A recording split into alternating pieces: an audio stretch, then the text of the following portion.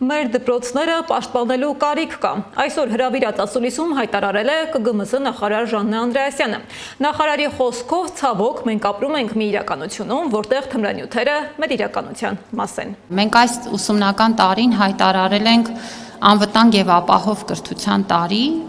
նպատակ ունենալով նաեւ բարձրացնել մեր երեխաների իրազեկվածությունը եւ մեր ուսուցիչների իրազեկվածությունը տարբեր հարցերից։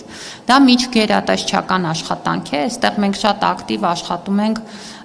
ներքին գործերի նախարարության եւ մյուս գործընկերների հետ եւ պետք է ասեմ, որ պարբերաբար երևի դուք էլ տեսնում եք հաղորդագրություններ թմրանյութերի ինչ-որ խմբականակներ գտնելու, դրանք հայտնաբերելու, տարբեր հանցագործ խմբեր վնասազերծելու մասով։ Մենք ինչ կարող եմ ասել, մենք մեր կողմից շատ աչալուրջ ենք, մեր բոլոր դպրոցները վստահաբար տեղեկացված են